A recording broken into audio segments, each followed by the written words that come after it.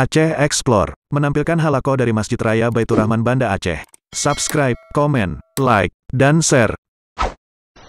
Kaum muslimin dan kaum muslimat, sidang jamaah salat maghrib yang dimuliakan ya Allah Subhanahu wa taala, dan seluruh pendengar Radio Baitur Rahman, Radio RRI, dan radio swasta yang lainnya dimanapun Anda berada. Pertama-tama marilah kita memanjatkan puji dan syukur kita kepada Allah Subhanahu wa taala yang masih memberikan kita nikmat iman, nikmat sehat, dan juga nikmat kesempatan untuk hidup pada hari yang berbahagia ini. Maka sudah sepantasnya kita terus mengisi waktu-waktu yang masih Allah berikan kepada kita untuk kebaikan-kebaikan, waktu-waktu yang bermanfaat, sehingga tidak sia-sia waktu yang kita lewati ini. Salawat dan salam tak lupa pula kita sampaikan kepada Nabi Muhammad SAW, Rasulullah sebagai qudwah hasanah, Rasulullah sebagai suri tauladan yang baik yang patut kita contohi dalam kehidupan kita sehari-hari. Jemaah yang dimuliakan oleh Allah Subhanahu wa taala, tentu masih menyambung kajian kita yang masih berkenaan dengan seputar permasalahan pembagian harta warisan di dalam Islam, yang mana ketika kita bicara tentang masalah harta, tentu ini ada hal-hal yang perlu kita ketahui, apalagi berkaitan dengan sebelum pembagian harta warisan, yang mana para ulama telah menetapkan bahwasannya sebelum warisan itu dilaksanakan, pembagian harta warisan itu dilaksanakan adalah dengan melaksanakan kewajiban-kewajiban terhadap harta yang ditinggalkan oleh almarhum. Jadi kewajiban yang pertama itu adalah untuk biaya persiapan pemakaman jenazah, seperti pembelian kafan, transportasi ambulan, tanah kuburan. Kalau tidak ada yang menanggungnya, maka ini diambil daripada harta peninggalan daripada almarhum.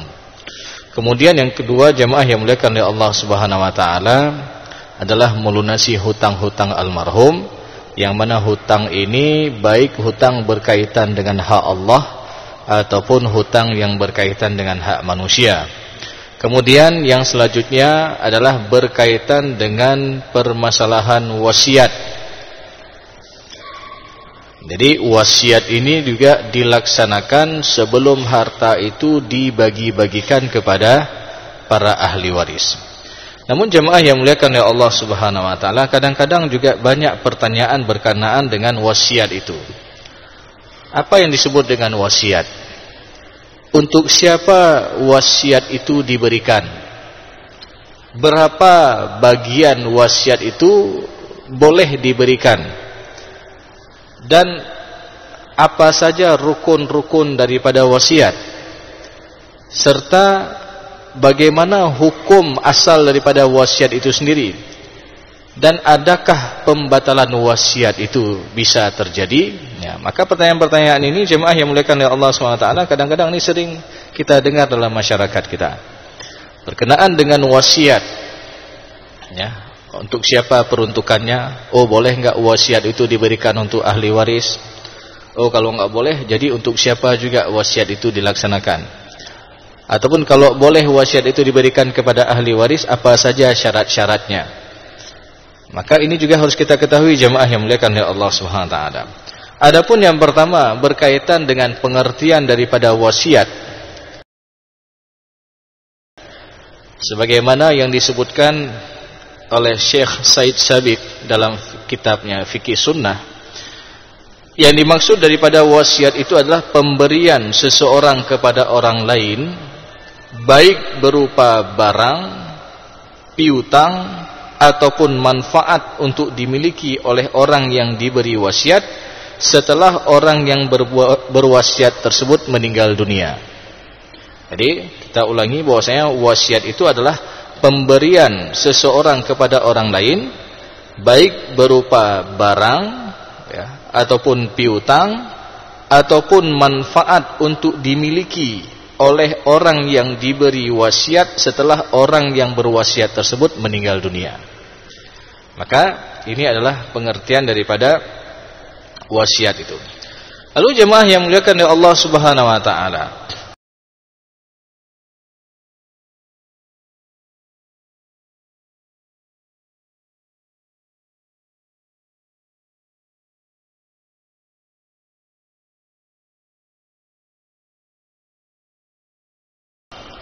untuk siapa peruntukan daripada wasiat itu? Apakah boleh wasiat ini diberikan untuk seorang ahli waris misalkan, ataupun untuk salah seorang daripada ahli waris, ataupun wasiat itu diberikan kepada selain ahli waris peruntukannya? Maka dalam hal ini jemaah yang muliakan oleh Allah Subhanahu wa taala, sebagaimana hadis Rasulullah SAW yang mengatakan, innallaha qad a'ta kulladhi haqqin haqqahu fala wasiyata liwarithin. Sesungguhnya Allah telah menentukan hak bagi tiap-tiap yang berhak, maka tidak boleh wasiat itu diberikan kepada ahli waris. Sehingga ada sebagian ulama mengatakan, sebagian pendapat ulama mengatakan bahwasanya wasiat itu lanjut untuk ahli waris, nggak boleh untuk ahli waris. Karena kenapa? Ahli waris sudah dapat bagian tertentu di dalam Al-Quran. Ada yang dapat bagian 1/2, 1/3, 1/4, 1/6, 1/8 dan 2/3, yang mana bagian-bagian ini telah jelas Allah tetapkan di dalam Al-Quran, dalam surat An-Nisa ayat ke-11, ayat ke-12 dan ayat 176 daripada surat An-Nisa. Jadi ini pendapat pertama, sehingga ada yang mengatakan wasiat ini tidak dibenarkan ya, ataupun tidak boleh diberikan kepada ahli waris ya. Tetapi jemaah yang muliakan oleh Allah Subhanahu wa taala, nanti ada pendapat sebagian ulama yang lain yang mengatakan boleh wasiat itu diberikan kepada ahli waris, tapi dengan syarat harus ada persetujuan daripada semua ahli waris ya. Dan ini juga berdasarkan hadis Rasulullah SAW yang mengatakan bahwasanya la wasiyata liwarithin illa ayyasha'a warathah, tidak boleh wasiat itu diberikan kepada ahli waris kecuali atas dasar kesepakatan semua daripada para ahli warisnya, maka ini boleh dijalankan wasiat itu. Contoh sekarang, kadang-kadang ada sebagian orang tua itu buat surat wasiat itu diam-diam. Jadi buat surat wasiat, rupanya kadang-kadang ketika dibuat surat wasiat itu ada diberikan pemberian yang lebih kepada anak yang dia sayangi misalkan. Lalu sehingga ada sebagian anak dapat banyak wasiatnya, ada sebagian sedikit ya. Ini diam-diam ditulis, ahli waris pun nggak tahu apa-apa. Ketika meninggal dunia baru dibuka surat wasiat almarhum seperti ini. Sehingga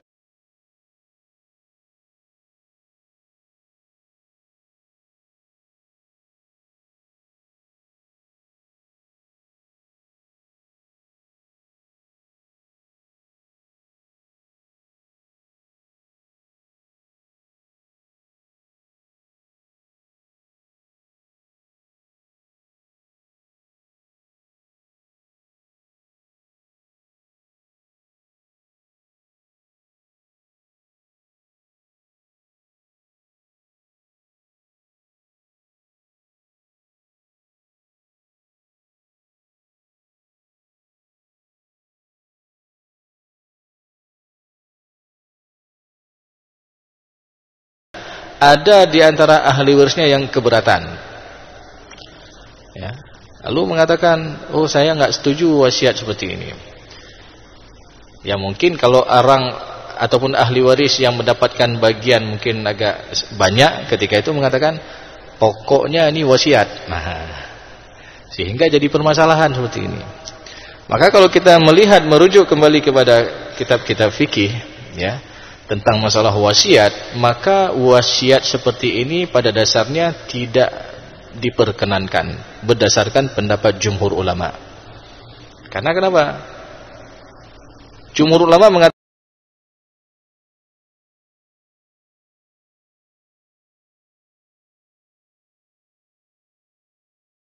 boleh wasiat itu diberikan kepada ahli waris dengan catatan apa? Adanya kesepakatan di antara ahli waris ataupun dibenarkan oleh ahli waris yang lain. Ya, maka ini boleh dijalankan seperti itu.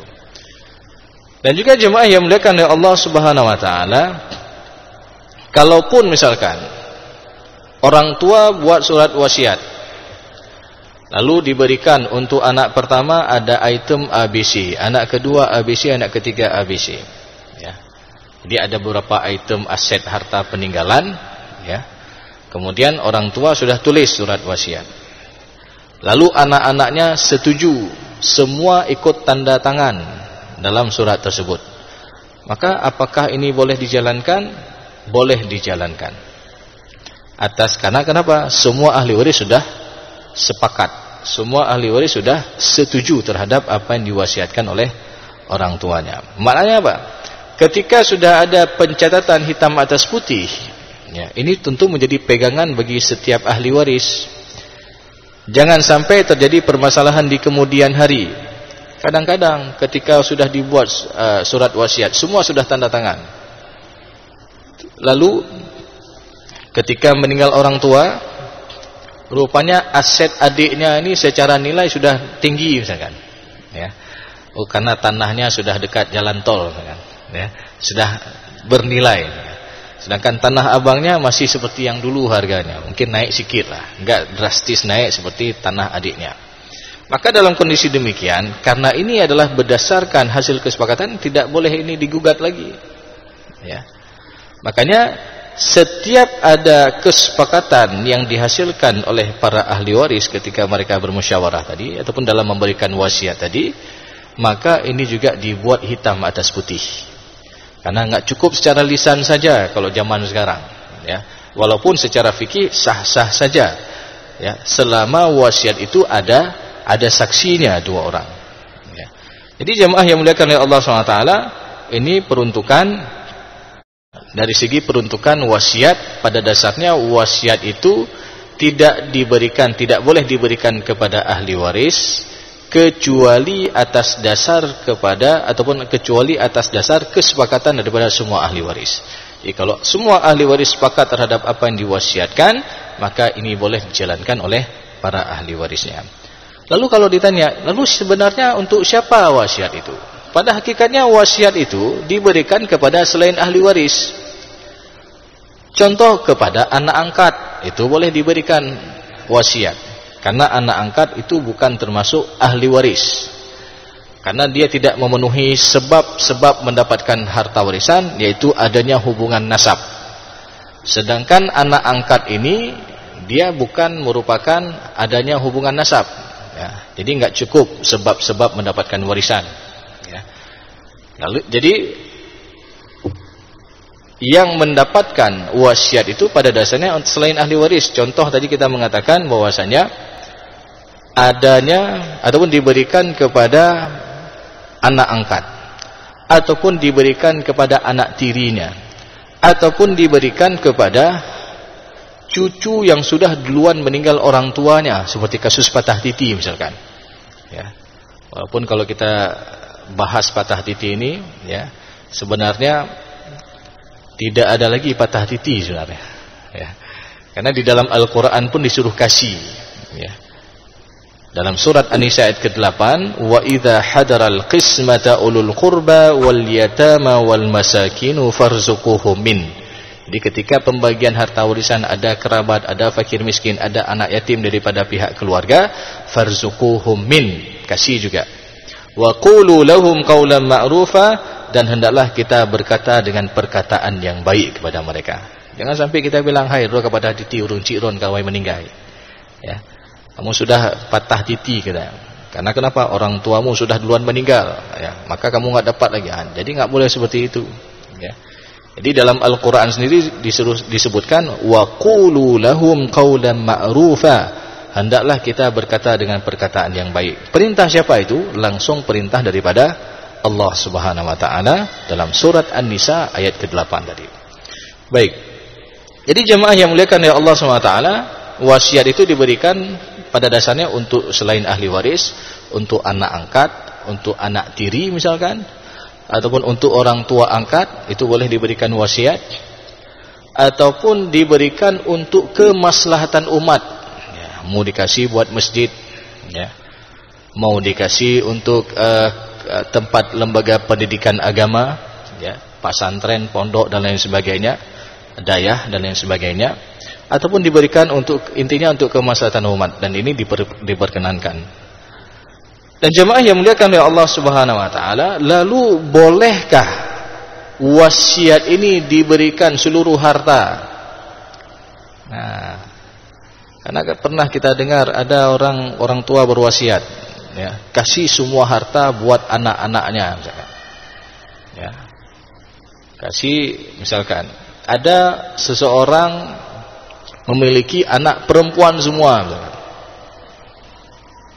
Lalu karena tidak ada anak laki-laki, ya, sehingga orang tuanya ini ingin memberikan wasiat seluruhnya kepada anak-anak kandungnya ini, dengan niat, kadang-kadang ada niat juga seperti ini, ya, nyoba ecok lewali, ya, jangan sampai ada hak untuk saudara kandungnya. Karena kenapa?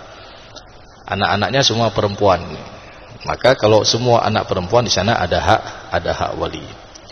Maka jemaah yang muliakan oleh Allah Subhanahu wa taala, sebagaimana kita sebutkan di awal, wasiat kalau diberikan kepada ahli waris, tentu ini harus ada kesepakatan daripada semua ahli waris. Maka dalam kondisi yang kita sebutkan tadi, ketika seseorang memiliki anak perempuan dan satu sisi dia juga memiliki saudara kandungnya, karena saudara kandungnya ini juga merupakan ahli waris, maka tentu harus ada persetujuan daripada mereka.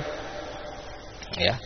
Kalau ini diberikan dalam kondisi wasiat, berbeda dengan hibah. Karena hibah itu adalah pemberian semasa hidup, dan kalau sudah sempurna akad hibah, itu sudah langsung berpindah hak milik dari si pemberi hibah kepada si penerima hibah. Beda dengan wasiat. Terjadi pemindahan hak miliknya ketika si pemberi wasiat ini meninggal dunia. Jadi ada perbedaan antara hibah dengan wasiat, ya. Baik. Jadi jemaah yang muliakan oleh Allah Subhanahu wa taala, ada beberapa kasus yang ingin kita sampaikan, dan kasus ini terjadi dalam masyarakat kita ketika seseorang memberikan wasiat ataupun wasiat seluruh harta, ya, kepada anak-anaknya. Jadi ketika seorang orang tua, bahkan ini bukan diwasiatkan lagi, ini sudah dihibahkan. Ini dihibahkan seluruh hartanya kepada anak-anak perempuannya dengan niat agar walinya tidak dapat. Maka ini juga tidak diperkenankan, karena ada kasus-kasus seperti ini. Jadi ada seorang orang tua, dia memberikan semua harta kepada anak-anaknya. Bahkan rumah yang beliau tinggal pun dibalik nama atas nama salah seorang daripada anak perempuannya tersebut. Lalu apa yang terjadi? Ya. Ketika orang tuanya ini qadarullah panjang umur, ya. Ya. Tapi dalam kondisi sudah sepuh, sudah sakit-sakitan, harus di atas kasur semua. Tentu oleh anak-anaknya ini sanggup diurusin orang tuanya, ya, 2-3 tahun saja. Habis itu apa yang terjadi? Dititipkannya orang tua ke panti jompo, karena mereka nggak sanggup urus lagi orang tuanya. Dan ini kisah nyata. Dan ini bukan di Pulau Jawa terjadi, di Aceh, Banda Aceh juga terjadi sini. Ya. Jadi sayang kali orang tua kepada anak kasih semua harta, belum tentu anak ini memberikan manfaat juga kepada orang tuanya. Ya, jadi sedih kali kita lihat. Jadi karena mereka nggak sanggup urus orang tuanya, karena sibuk dengan aktivitasnya, sibuk dengan pekerjaannya, akhirnya mereka titipkan orang tua ke panti jompo. Padahal orang tua semasa hidup kasih semua harta kepada anak-anaknya. Maka ini juga terjadi. Kemudian jemaah yang muliakan oleh Allah Subhanahu wa taala. Sebagaimana kita sebutkan tadi bahwasanya kadang-kadang ada yang memberikan pemberian kepada anaknya seluruh harta. Jadi ada kasus ketika seorang ibu, kebetulan suaminya sudah duluan meninggal. Dia memiliki anak perempuan sematawayang. Sampai anak perempuannya ini sudah menikah, masih tinggal bersama satu rumah dengan ibunya. Sampai sudah ada keturunan, suatu hari anak perempuan ini bilang sama ibunya, Mak kan katuha, Mamak kan sudah tua. Rumah ini Mamak balik nama saja atas nama adik. Karena nanti kalau Mamak meninggal dunia, nanti nggak ada urusan lagi dengan wali. Memang secara logika ya. Akhirnya Mamaknya robahlah nama rumah itu atas nama anak perempuannya, sertifikat.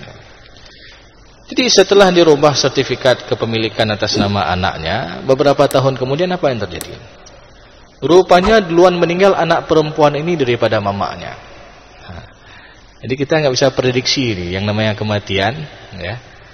Yang namanya meninggal ini nggak mesti tua, ya. Kadang-kadang anak-anak muda juga banyak yang meninggal, ya. Jadi jemaah yang muliakan oleh Allah SWT, sehingga apa yang terjadi? Ya, tinggallah ibu ini dengan menantunya dan cucunya di rumah itu. Ya, suatu hari entah kenapa nggak pas dengan menantunya pun lagi nggak pas kepala, akhirnya ribut, ya, diusir mama mertuanya di rumah itu. Karena dia anggap rumah itu sudah jadi milik dia. Karena kenapa? Istrinya tadi, almarhumah istrinya tadi ada keturunan tadi. Ya. Padahal kalau kita bicara masalah warisan, di sana juga ada hak ibu kandungnya sebesar 1/6. Karena walaupun almarhumah ini ada keturunan. Jadi ini kisah nyata jemaah yang muliakan oleh Allah Subhanahu wa taala. Sehingga tentu dari hal-hal demikian juga di dalam kompilasi hukum Islam ataupun dalam Islam itu sendiri, ya, diberikan batasan maksimal wasiat. Tidak boleh seluruh harta. Dan ini juga berdasarkan hadis Sa'ad bin Abi Waqqas, yang mana ketika itu Sa'ad bin Abi Waqqas bertanya kepada Rasulullah SAW, "Ya Rasulullah, ana dzu malin, saya seorang yang hartawan ya Rasulullah. Dan saya tidak meninggalkan keturunan kecuali hanya seorang anak perempuan saja ya Rasulullah. Bolehkah saya wasiatkan 2/3 daripada harta saya untuk kemaslahatan umat?" Kata Sa'ad bin Abi Waqqas. Kemudian Rasulullah mengatakan, "La, tidak boleh." Ya. Setengahnya ya Rasulullah, enggak boleh juga kata Rasulullah. Ya. Di 2/3-nya enggak boleh, setengahnya juga enggak boleh. Ya. Kalau ditanya siapa besar setengah dengan 2/3? Ya, tentu lebih besar 2/3, ya. Jadi kalau kita ilustrasikan, kalau setengah itu misalkan ada satu roti canai misalkan, dibagi 2 itu namanya setengah. Tapi kalau disebut 2/3 berarti ada 2 buah roti canai dibagi 3, ya. Sehingga nanti ada selisih sebesar 1/6. Jadi 2/3 tadi Sa'ad bin Abi Waqqas mengatakan, boleh nggak 2/3 saya kasih untuk kemaslahatan umat? Berarti tinggal berapa? 1/3 lagi. Ya. Kata Rasulullah nggak boleh. Setengahnya nggak boleh juga kata Rasulullah. 1/3-nya ya Rasulullah. Lalu Rasulullah katakan apa? As-sulus was-sulusu kasir. 1/3 dan 1/3 itu sudah sangat banyak. Innaka intadhar warathaka aghniya khairum min antadahum alatan yatakaffafunan nas. Jadi jikalau engkau meninggalkan ahli warismu dalam keadaan berkecukupan, itu lebih baik daripada engkau meninggalkan ahli warismu dalam keadaan papa meminta-minta. Karena kenapa? Karena pada dasarnya tadi wasiat itu diberikan untuk selain ahli waris. Ya. Diberikan untuk kemaslahatan umat, diberikan untuk anak angkatnya, diberikan untuk anak tiri dan lain sebagainya. Maka itu boleh batasan maksimalnya 1/3. Enggak boleh lebih daripada 1/3. Ya. Kecuali misalkan oleh ahli waris sepakat. Ya. Ketika almarhum misalkan mewasiatkan setengah daripada hartanya untuk pembangunan masjid misalkan. Ya. Lalu ahli warisnya sepakat, alhamdulillah. Apa-apalah kita jalankan aja wasiat orang tua, walaupun ini lebih daripada 1/3, kita insyaallah setuju semua. Ya, semua ahli warisnya setuju, maka ini boleh. Ya, karena ketika wasiat itu melebihi daripada 1/3, otomatis tentu akan berkurang bagian untuk ahli waris. Karena wasiat itu dijalankan di awal. Kita ilustrasikan misalkan, seorang meninggal dunia. Dia memiliki ataupun harta peninggalannya sebanyak, nggak usah banyak-banyak lah, misalkan 20 juta misalkan. Ya. Ini sekedar ilustrasi saja. Jadi ada harta peninggalannya 20 juta. Lalu kewajiban yang pertama yang harus dilaksanakan adalah untuk menjalankan ataupun untuk pelaksanaan biaya pemakaman almarhum, pembelian kafan, transportasi ambulan dan lain sebagainya. Katakanlah habis 2 juta. Berarti tinggal sisa berapa lagi? 18 juta. Nah, kemudian semasa hidup almarhum ada hutang piutang misalkan, sebanyak 3 juta. Ya. Jadi 3 juta sehingga berkurang lagi hartanya. Dibayar hutang 3 juta. Berarti dari 18 juta tinggal 15 juta. Nah, kemudian almarhum pernah berwasiat untuk 1/3 daripada hartanya diberikan buat masjid misalkan, ataupun untuk kemaslahatan umat. 1/3. Berarti 1/3 dari berapa? Dari 15 tadi. Berapa maksimalnya? 5 juta. Maka 5 juta ini jalankan wasiat almarhum. Berarti sisa berapa? 10 juta. Nah, jadi 10 juta inilah yang akan difaraidkan untuk para ahli warisnya. Jadi ini alat tertib, harus berurutan.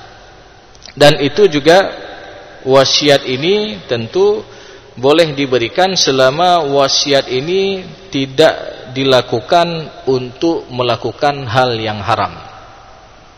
Ya.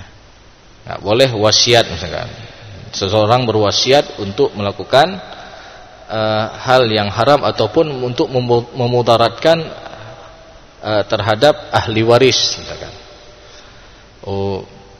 Ahli warisnya misalkan anak perempuan dan anak laki-laki. Katakanlah seorang orang tua dia beranggapan anak-anak ini katakanlah batat kan, ya. Bandel kali anak-anaknya, sehingga saking orang tuanya marah kepada anak-anaknya diwasiatkan semua harta untuk masjid kan. Ya. Dengan niat apa?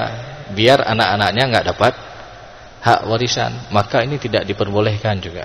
Ya, tetap ada aturan mainnya, tetap harus mengikuti apa-apa yang telah disebutkan oleh Rasulullah SAW di dalam menjalankan batasan maksimal wasiat adalah 1/3, dan ini sekali lagi boleh dijalankan kalau melebihi daripada 1/3 dengan syarat adanya kesepakatan daripada semua ahli waris.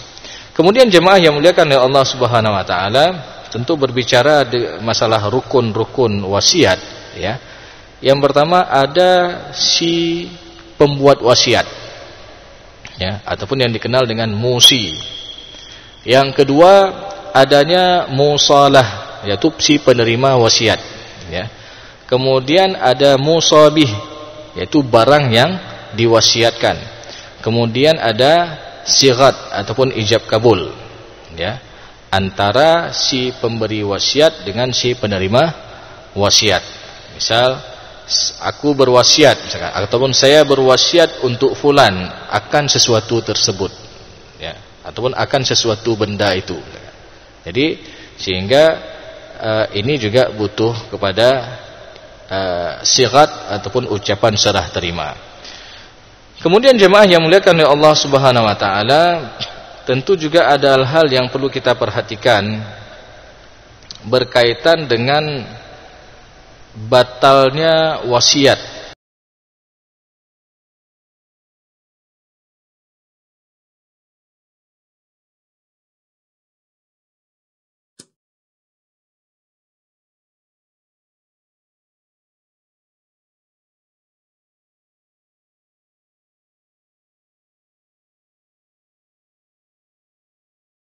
Ataupun contoh seorang anak membunuh orang tua, maka anak tersebut haram mendapatkan harta warisan dari orang tuanya.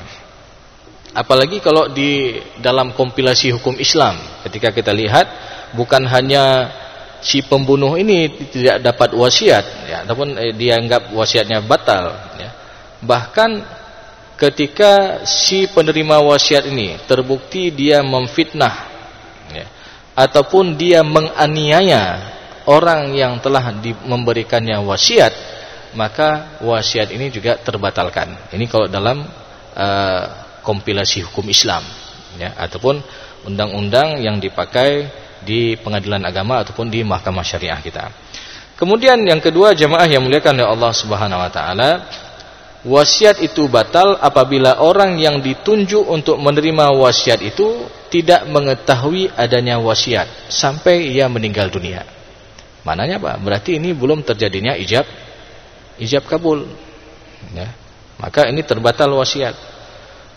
Ataupun dia mengetahui adanya wasiat tapi dia tolak untuk menerimanya, ya. Loh, apa wasiatnya? Dia nggak mau terima, maka ini batal wasiat, ya.